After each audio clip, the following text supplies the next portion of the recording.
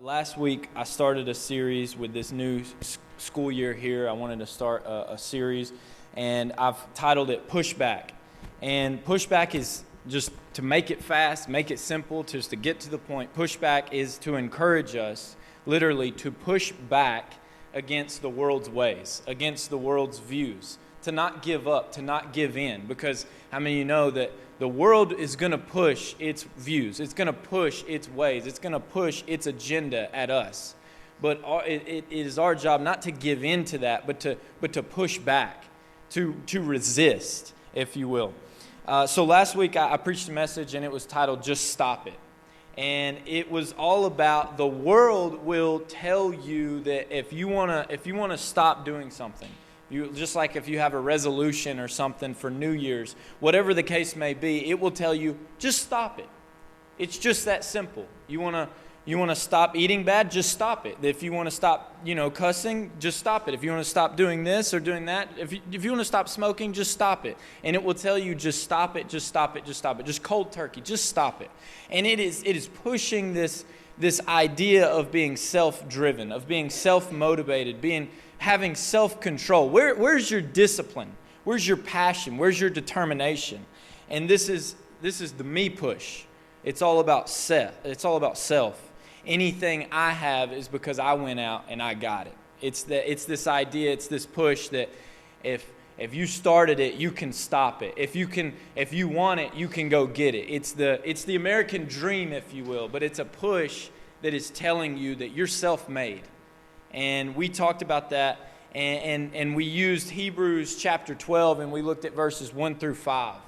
And we broke down those verses. If you didn't get to hear it, I encourage you go listen, or you can watch that on YouTube. I think it'll encourage you because we broke down all these verses, and I'm just going to real quickly, the context of Hebrews 12, for those of you who didn't know, it's talking about discipline, being disciplined by our Father. What was going on during that time is Christians were facing intense persecution.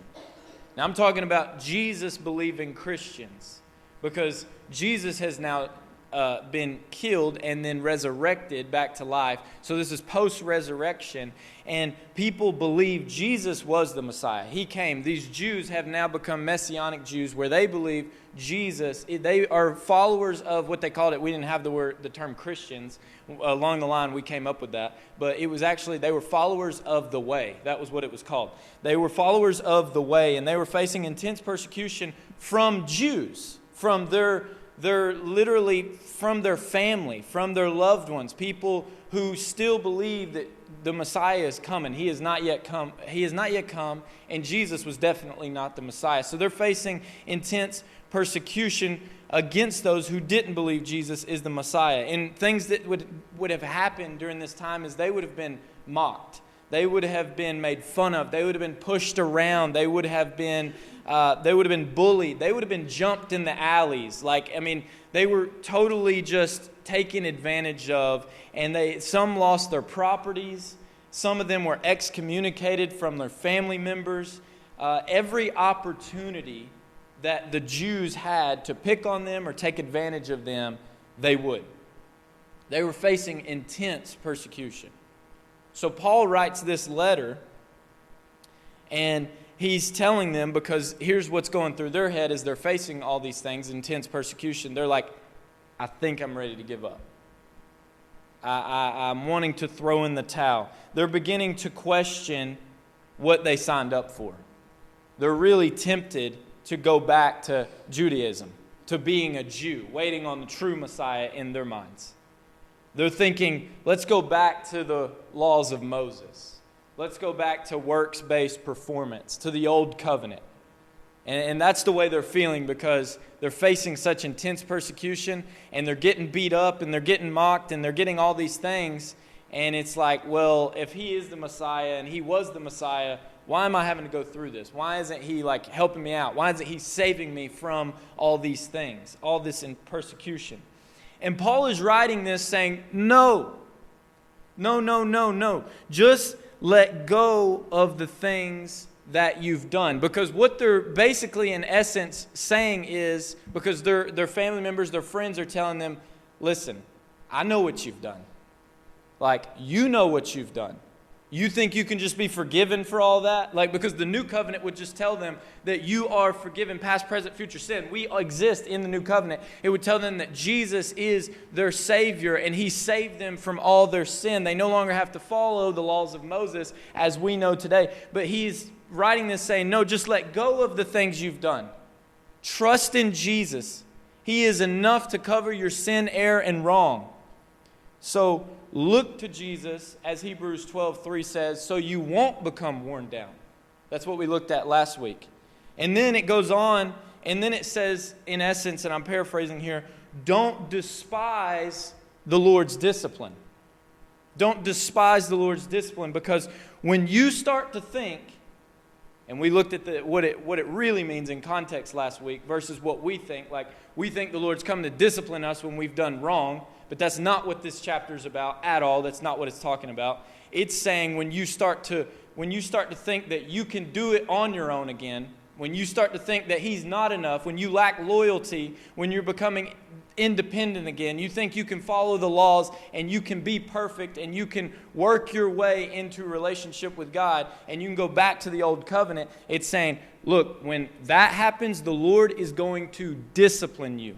He's going to correct you. He is going to train you. And don't despise that when He starts, because He's coming to remind you that He is enough, that you are forgiven, that you are loved.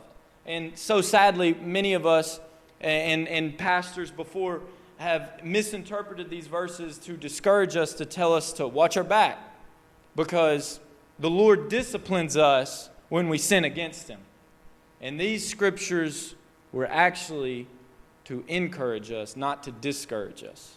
They were to encourage these people in Hebrews, saying, don't give up, don't give in, don't listen to that. They're telling you you're not good enough. They're telling you they know what you've done. They're reminding you of what you've done, and you're wanting to go back. But don't give up, don't give in, push back. Just like I'm encouraging us today to push back, because the world will try to tell us the very same thing. So let's continue today with that encouragement. Today's title is, and maybe you've heard of this saying before, haters will say it's fake. Haters will say it's fake.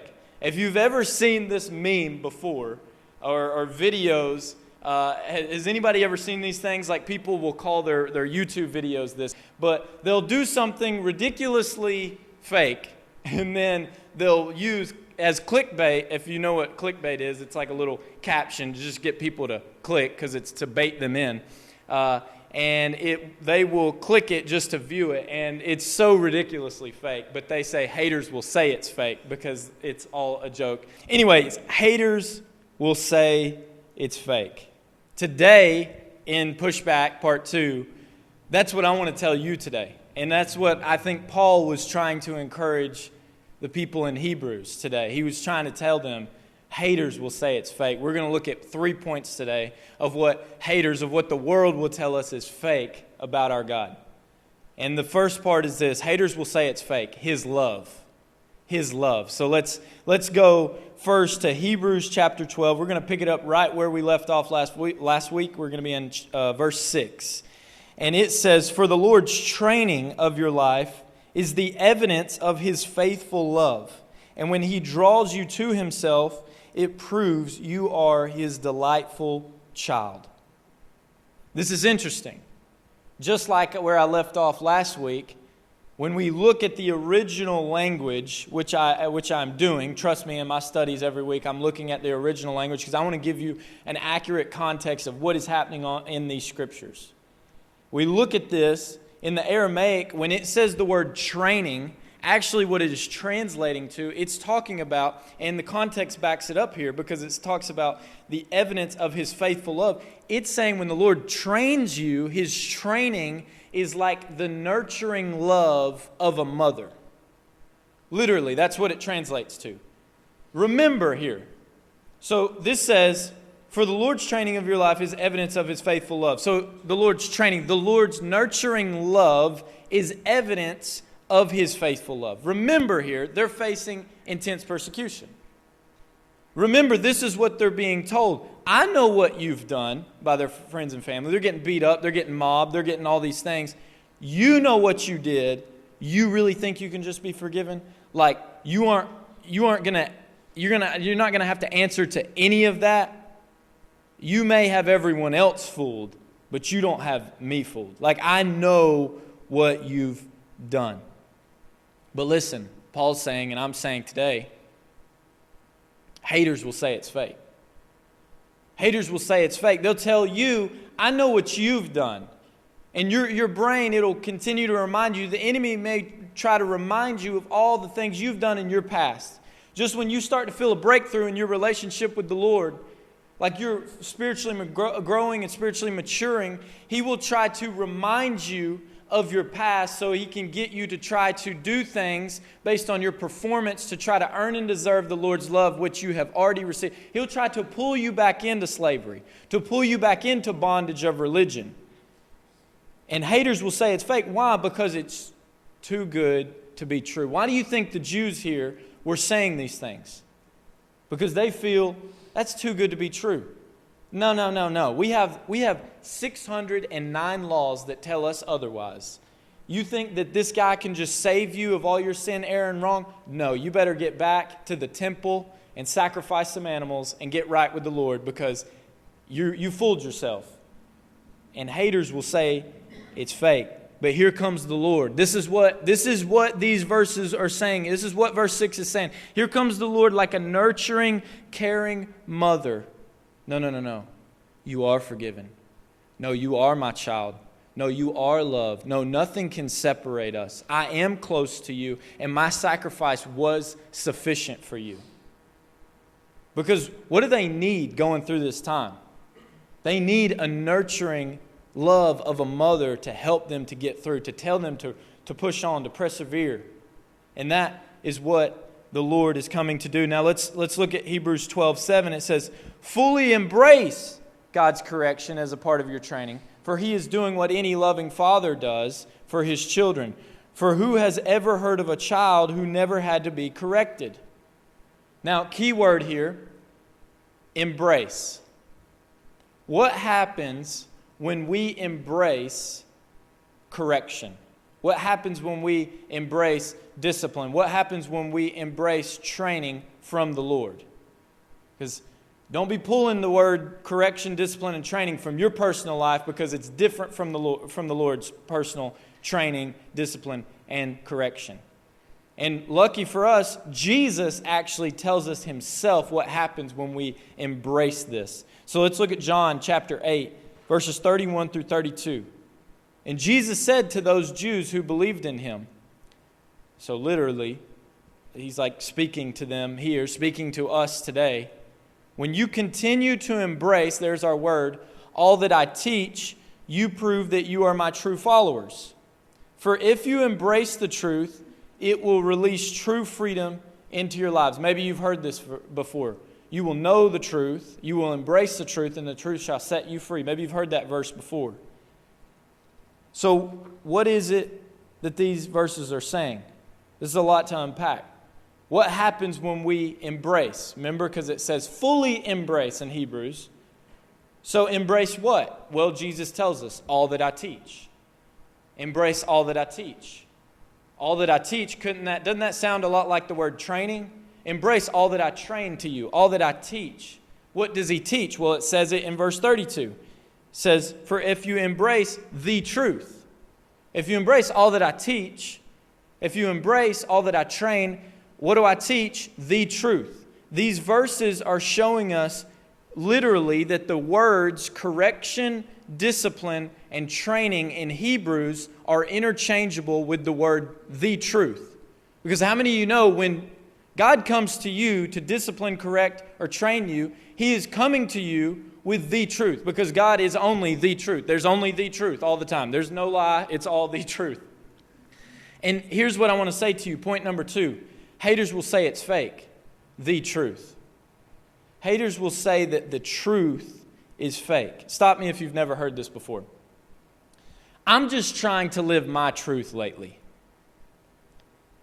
Your truth is your truth. My truth is mine. We actually went and saw a movie last night, and this girl is being counseled, And she says, well, what are you saying about what I'm telling you? Well, you have your truth, and that's fine. And start. If you've never heard this before, I admire the way you speak of your truth. You see, my truth, if you've heard this in our society, is an attempt to disqualify the truth because it implies that there are an infinite number of truths. And if there are an infinite number of truths, that ultimately means there is no truth. Because if there are an infinite number of truths, there can't be one truth because everything's true. So haters will say that there is no truth. The world will tell you that there is no truth. Hey, people in Hebrews, these Jews are telling you that there is no truth. And the world will push you to believe a certain way, to think a certain way. Can I tell you something though? Jesus, he says in John 14:6, he says, I am the way, I am the truth, and I am the life. So Jesus is saying there is a truth, there is one truth, the truth, only truth, and I am the truth. There is not your truth and my truth and her truth and his truth. There is only the truth. But you see, the world will tell you that there are an infinite number of truths. So he's saying here that you will know the truth. When you know the truth, when you fully embrace the truth will set you free. I'm not going to lie to you here, and maybe you can relate to me here today. I'm not going to lie. Up until recently, and maybe I just not looked at it hard enough, I thought this verse was talking about not lying. I got to tell you the truth today. I thought this was all about not lying. When you tell the truth will set you free. But how many of you know sometimes when you tell the truth, it gets you in a lot of trouble? But it's saying when you know the truth. It's not talking about lying. Obviously, I guess you could tie it back to lying, but it's not talking about lying here. It is saying when you know the truth, when you embrace the truth will set you free. Well, let's look at that in the context of what we were talking about in verse 7. Fully embrace God's truth as a part of your training. I just substituted the word correction for truth because I told you I was going to do that, and I'm just proving a point here. Fully embrace His truth, the only truth, and it will set you free, is what Jesus tells us. They could go back to the teachings of Jesus and recognize the word embrace. He used that word before. He said, when you embrace what I teach is truth, and that will set you free when you fully embrace it. So what is he telling the people in Hebrews today? What is he telling us as we push back? He's saying, embrace the truth because the truth will set you free. What is the truth? I told you Jesus is the truth, but I always thought that was about not lying and telling the truth. But let me tell you today what the truth is. Some of you need to hear this today. This is going to set you free, as it says. The truth is you're doing better than you think you are. The truth is Jesus is near to you. The truth is you are forgiven. The truth is His grace is sufficient. The truth is He loves you. This is the truth that Paul is writing about here. He's referencing back to the same truth that Jesus talked about. If you fully embrace what I teach, that truth will set you free. The truth is you don't have to work your way to the top anymore. The truth is you can embrace faith, live by faith, trust in me, and not have to work your way, earn and deserve your way. You don't have to follow these laws anymore. The laws are helpful. They're great. Go ahead. That's wonderful. But you're going to fail, and you need to know the truth is I've set you free. And if you get that truth, if you embrace that truth, if you'll stop listening to that voice in your head, that's what he's telling us today. If you'll stop listening to all your friends and family who took your property, who's beaten you up, who said all these nasty things to you, who said, you know what you've done, you can't be forgiven. There's no way you can be forgiven of that. If you'll stop listening to that and you know the truth is that I do love you, you are forgiven, you are set free, you are chosen, you are forever separated from sin because of what I did for you, that truth will set you free. How many of you are thankful today for the truth that sets us free from the bondage of religion? It's not about not lying today. Yeah, let's not lie. It's good advice. I'm not saying to start lying, but this is all about embracing the truth for our lives. And Paul is writing here to these Hebrews saying, right when you're ready to give up, right when you're ready to go back to the law, right when you're ready to start earning and deserving again, the Lord is rushing in to tell you the truth. He is rushing in to correct you, to train you like a loving father. That's what it says in Hebrews 12:7. See, we may have always read this and be like, right when I mess up, right when I do bad, like he's coming. No. That was not what this is about here. This is New Covenant. This is New Testament. He's saying, don't go back. Don't go back to the law. Don't go back to the ways of Moses. Don't listen to them. The truth is that you are set free. He's coming, and he's like a loving father, like a nurturing mother. The truth is, you are his, and he is the way. And he's telling them to embrace that truth. Can I tell you something? When you're laying in bed at night, and you know what, this is crazy? You may be thinking in your mind right now, I've heard this all before. Guess what? These people believe in Jesus. He's talking to Jesus-believing Jews. So guess what? They've heard it all before. But when life hits, when life throws its punches, for some reason our minds have a tendency to fall back into our old habits, to fall back into our old ways of trying to think that my performance can be good enough. And like sometimes, how many of you know this is true? I heard a pastor talking about this the other day. I think it's so funny. Oftentimes, we love to cling to the Lord about no performance anymore. Like it's all, Jesus did it all when we do bad. But like we have a few good days. My dad knows what I'm talking about because we both listen to this together. We have a few good days. Oh, I'm feeling pretty good today. Like I got up, I went to church. Like, all right, Lord, bless me today. I know you're going to bless me today. I know you're going to take care of me today. For some reason, when our performance is good, we love. No. He's telling you, don't embrace that anymore. Embrace the truth that on your good days, on your bad days, you're seen as perfect because of Jesus.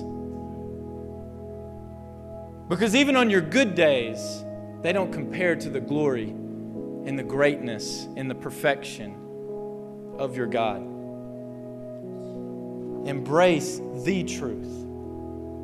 Haters will say that his love is fake. There's no way you can be loved. You're going to have to answer for some of that. You're going to have to deal with some of that. Like we can't just, you know what you did? We can't just skip over that. Like maybe they told a white lie, but you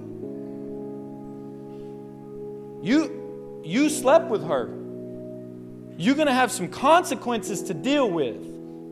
You've done some things that we can't just glaze over that. We got to talk about this. You need to tell that voice in your head, no, I'm embracing the truth today. The truth is, I am forgiven. The truth is, I am loved.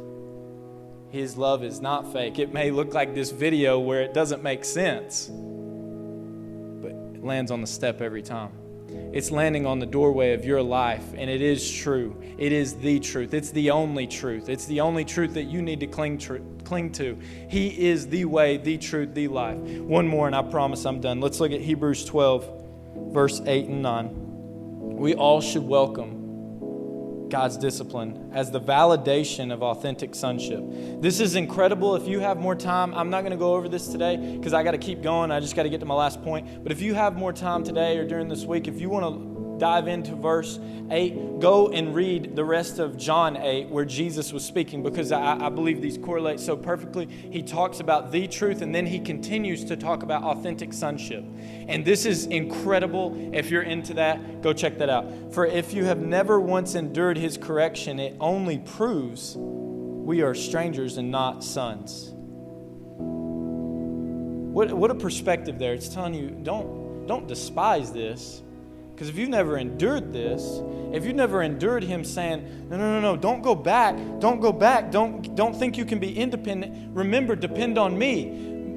just be my child. Just embrace what I'm telling you. It is the truth. If you've never went through that before, if you've never felt that nudge from the Holy Spirit that is telling you, no, don't listen to that voice in your head. It's telling you that you are in fact not a son, you're a stranger. So be grateful when the Lord comes to you and says, no, you are my child, you are loved. Verse 9, and isn't it true that we respect our earthly fathers even though they corrected and disciplined us? Then we should demonstrate an even greater respect for God, our spiritual Father, as we submit to His life-giving discipline. Haters will say it's fake. Point number one was His love. They'll tell you that's fake. There's no way. They'll tell you that there is no truth. There is multiple truths. There's infinite truths. You got your truth and my truth and her truth and his truth. And there's an infinite number, but really what they're saying is, when they say my truth, they're saying their opinion and personal experience mixed together, and they're calling that truth, but that doesn't make truth. That only makes opinion. So it's just heightened opinion. But haters will say that those things are fake. But let me tell you what point number 3 is. Haters will say it's fake. They'll say that the gospel, they'll say that this faith that we live and love is not life-giving. But can I tell you that it is life-giving? His life-giving discipline. Let's look at John 10:10, and it says, a thief has only one thing in mind. He wants to steal, slaughter, and destroy. But I, Jesus speaking here, I have come to give you everything in abundance. More than you expect. Life-giving. Life in its fullness until you overflow.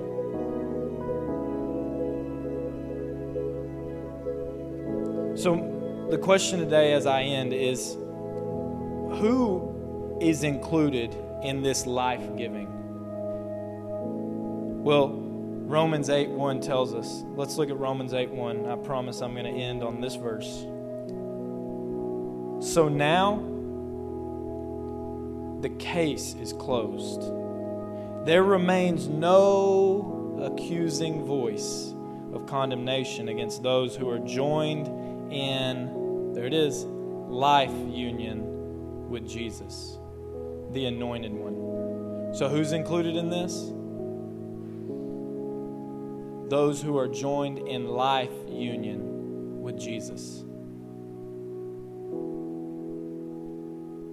Can I tell you something? And me and my dad discovered this week as we were listening to a podcast, and this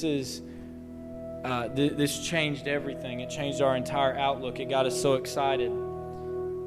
This verse right here, Romans 8:1, has been a verse that has been used throughout the Christian faith. I mean, it's huge. I mean, it's got huge implication. The case is closed, it says. There is no condemnation. There is no accusing voice. None. Doesn't matter what you've done, past, present, future sin, you are forgiven. That is what these verses are saying. It's huge implications. But there are some manuscripts later on, and if you go look, and I don't want to get into a theology debate with you, so if you have your thoughts about this afterwards, that's fine, but I just am trying to tell you, research tells me. There are some manuscripts that added later to this verse, and if you go and look at the King James Version of the Bible, it will say this, so I'm telling you the truth. It added later, so it goes all the way to Jesus, the Anointed One. There's no condemnation, and it has a period. That's why there's a period here, because that is the end of the verse. The original language, that is the end. Period, done, over with. Let me tell you something. They went and added, and if you look at it in the King James, it says this, for those who do not walk according to the flesh, but according to the Spirit. They added that. They put a comma, and they added that. Can I tell you today, you know why they did that? I can tell you why they did that. Because the title of my message, haters will say it's fake. It sounds too good to be true. That's absurd. There's a period there. That is absurd. You know what this verse is saying? It is saying, what are you guilty of today? No, I'm asking you today. What are you guilty of today? Are you guilty of lying?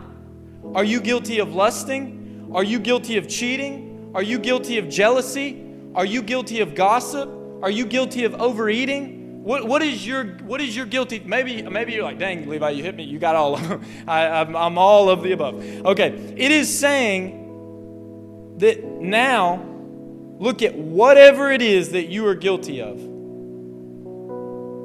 And if any of those hit you, or if all of them hit you, you can say to those things, I'm not guilty.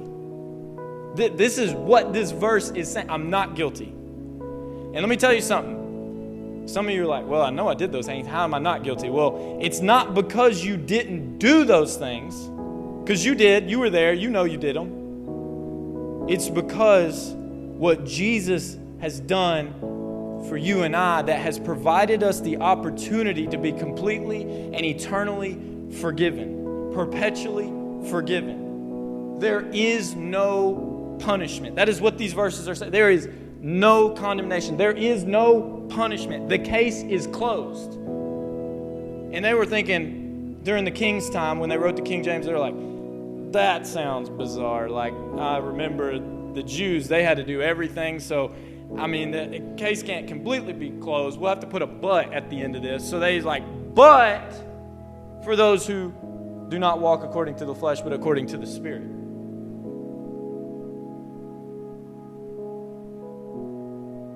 They're like, they were thinking to themselves, what? Maybe you're feeling this way today. Like, there's no way. There is no way. Some of these things, I know I'm going to have consequences for them. There is no, and that's a different conversation. I'll talk to you about that all day. Because yes, like if you put your hand on a burning stove, like your hand's going to get burned. But that is for your protection. Like, you know, that's hot. Yes, don't leave your hand on that. Like, that's obvious. We can talk, we can have that conversation. I'm not saying that is not involved in this conversation. But it is saying the case is closed. And you're like, what? Just like that? We aren't even going to discuss the things I've done. Nope. Case is closed. Case is closed. What is it going to do harping on the past? What's it going to do for your soul harping on the past? There's no more shame. There's no more guilt. There's no more condemnation. You have been given life. It's life-giving. We all need this truth today. I know you're thinking, Levi, like, where's my applications to live by? This is your application to live by. Because if there was a list of rules in the Bible that could curb your flesh, that could curb your sin, I would stand up here and I would preach that. I would tell you everything that could help you in your everyday life to not do the things that you know you don't want to do. If that was in there. But it's not. Why? Because the case is closed. And that doesn't mean we fall back. And that doesn't mean we just get to go on living any old way we want to. That means we live in the truth. We embrace the truth. We live in freedom. And freedom is not the abundance of choices. It's the absence of chains. And we're going to talk about that some too, because you need to know that today. It doesn't mean, oh, I'm free. Let's be free. It's a fantasy. That's not life. That you don't get to just have anything. It's not the abundance of choices. It's the absence of chains. There's guardrails to freedom, and we'll talk about that too. But listen, you need to hear this today. You need to get this in your brain today. You need to tell yourself, that is who God is. That is who God is. He does love you. There is the truth, only one truth. He is the way, the truth, and the life. And guess what? It is life-giving. There is no but, if you do not walk according to the flesh, but according to the Spirit. There is no such thing. There is only, case closed, those in life union with Jesus, period. You need to put a period on your past today. You need to receive that today. That's the only way that you're going to walk in the freedom that Jesus has offered to you. Hey, Paul is saying to the people in Hebrews, listen, they're going to keep saying things. This letter is to encourage you. Put a period on your past. Put a pin in it. It's over. It's done. The case is closed. Fully embrace Jesus and walk in freedom. Let's pray. Jesus, thank you so much